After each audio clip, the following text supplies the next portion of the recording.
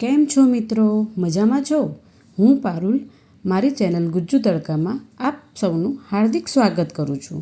તો ફ્રેન્ડ્સ, આજે હું લઈને આવી છું એક્સ્ટ્રા ચીઝી ગાર્લિક પાઉં, જે ખાવામાં એકદમ ટેસ્ટી લાગે છે અને દરેકને ભાવતા હોય છે. તો તે આપણે ઘરે કેવી રીતના બનાવો તે ફટાફટ જોઈ લઈશું. તો સૌપ્રથમ અહીંયા આપણે એક પેનમાં બટર લઈશું. તો 2 ચમચી જેવું અહીંયા બટર લીધેલું છે. તેમાં હવે આપણે જે લસણ છે તે ફોલીને રાખેલું છે, તો તેને આપણે ફ્રાય કરવાનું છે. તેમાં આ પ્રોસેસ આપણે મીડિયમ ફ્લેમ ઉપર જ કરીશું. તો લસણ અહીંયા આપણું ફ્રાય થઈ ગયું છે, તો તેને એક પ્લેટમાં કાઢી લીધું છે અને આપણે ફોર્કની મદદથી આ રીતના તેને મેશ કરી દઈશું.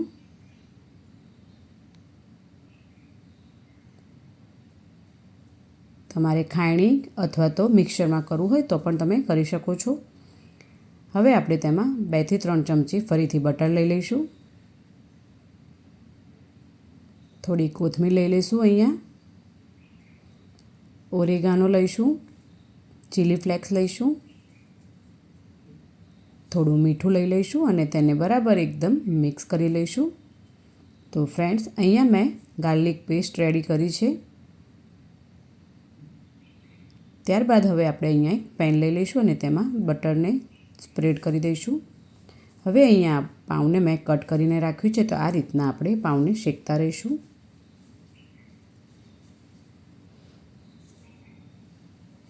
ઉપર આપણે બટર લગાવી દઈશું અને પાઉંને ઉલટાવી લઈશું.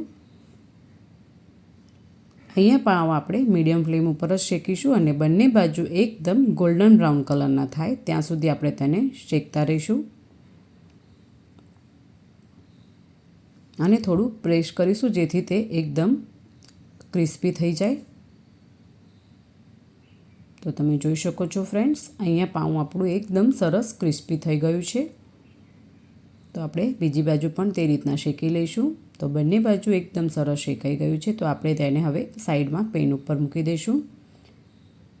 હવે આપણે ફરીથી બટર લઈશું, થોડું રેડ ચીલી પાવડર લઈશું, થોડું મીઠું લઈશું અને તેને એકદમ સરસ મિક્સ કરી લઈશું.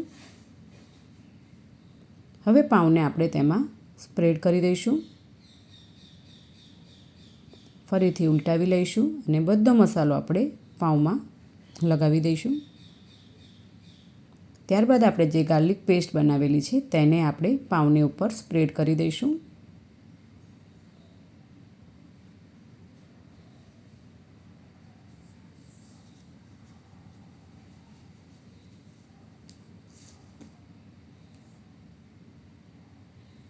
હવે આપણે ઉપર ચીઝને થોડું સ્પ્રેડ કરી દઈએ. ઉપરથી આપણે મોઝરેલા ચીઝ પણ લઈ લઈશું અને તેને બરાબર બધી બાજુ સ્પ્રેડ કરી દઈશું. હવે આપણે ઢાંકણ ઢાંકીને એને 3 થી 4 મિનિટ માટે મૂકી દઈશું. તો ફ્રેન્ડ્સ, તમે જોઈ શકો છો 3 થી 4 મિનિટ થઈ ગઈ છે. તો આપણે અહીંયા ગાર્લિક પાઉં રેડી થઈ ગયું છે. તો આપણે ઉપરથી ઓરેગાનો સ્પ્રેડ કરી દઈએ, ચીલી ફ્લેક્સ સ્પ્રેડ કરી દઈએ અને પાઉંને આપણે આ રીતના કટ કરી દઈશું.